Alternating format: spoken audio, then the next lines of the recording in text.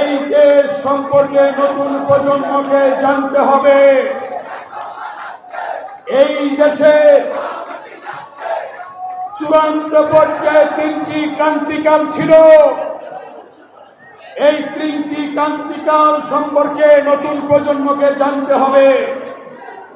একটি ক্রান্তিকাল 1971 সালের 25শে মার্চ যখন হানাদার বাহিনী আক্রমণ করেছিল, তারপরের দিনই চট্টগ্রামের লালদিঘির ময়দান, চট্টগ্রামের কালুরঘাট বেতার কেন্দ্র থেকে শহীদ রাষ্ট্রপতি জিয়াউর রহমান এদেশের স্বাধীনতা ঘোষণা দিয়েছিলেন।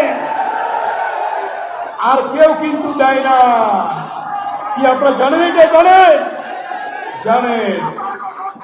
স্বাধীনতা সংগ্রাম শুরু হলো, সশস্ত্র সংগ্রাম শুরু হলো, মুক্তিযুদ্ধ শুরু হলো, দেশ স্বাধীন হলো। আবার এক ক্রান্তিকালে যেমনি বলেছিলেন আমি মেজর জিয়া বলছি, ঠিক তেমনি ভাবে আবার সিপাহী জনতার স্বতঃস্ফূর্ত শান্তিপূর্ণ বিপ্লবের মধ্য দিয়ে জিয়াউর রহমানকে আবার বাংলাদেশের জনগণ ক্ষমতায় বসালো। এরপরে ইতিহাস জানেন, গণতান্ত্রিক সরকারকে যখন হটিয়ে, যখন স্বৈরশাসকের সাথ ক্ষমতা দখল করে গণতন্ত্র হত্যা করে, তখন এই বাংলাদেশে প্রথম ঘর থেকে বেরিয়েছিলেন শহীদ রাষ্ট্রপতি জিয়াউর রহমান উত্তরসূরি দেশনেত্রী বেগম খালেদা জিয়া। বেগম খালেদা জিয়ার দীর্ঘ 9 বছর আন্দোলন সংগ্রামের মধ্য দিয়ে আমরা পেলাম নতুন করে গণতন্ত্র। সেই গণতন্ত্র পাওয়ার পিছনে আপনারা দেখেছেন, এই সর্বদলীয় ছাত্রকে যখন গঠন হয় 90-এ, এই জায়গায় প্রথম আমাদের উপর আক্রমণ করে এবং এর পরবর্তী সমাবেশ ছিল প্রেস ক্লাবে। সেই প্রেস ক্লাবে দাঁড়িয়ে যখন আমরা বক্তব্য রাখছি পেশাজীবীদের নিয়ে, সেদিন আজকের বিএনপির ভারপ্রাপ্ত চেয়ারম্যান দেশনায়ক তারেক রহমানকে তার বাসভবনে ঘেরাও করে এরশাদ নির্যাতন করেছিল, তাকে লাঠিপিটা করেছিল, তার উপর নিপীড়ন করেছিল। এখনো তারেক রহমানের পিঠে দেখবেন 11টি কালো দাগ আছে। তারেক রহমান সেদিনও কিন্তু আন্দোলনের কর্মসূচিতে অংশগ্রহণ করেছেন 90-এ। তার পরবর্তী ইতিহাস জানেন?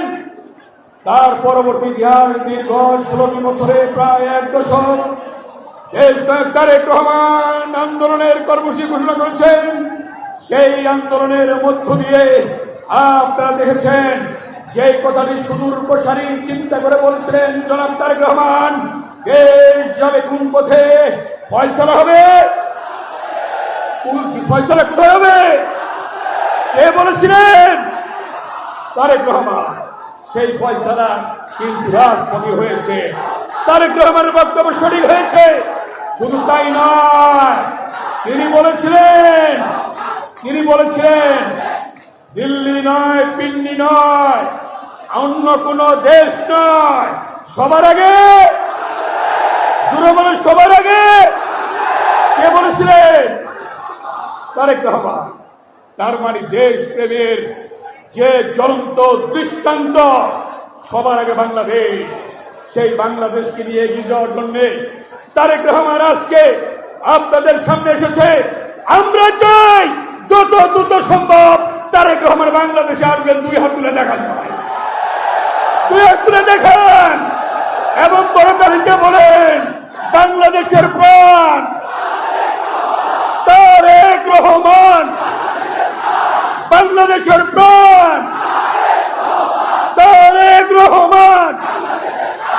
আসবে ফিরে বীরের বেশে তারেক রহমান বাংলাদেশে, আসবে ফিরে বীরের বেশে।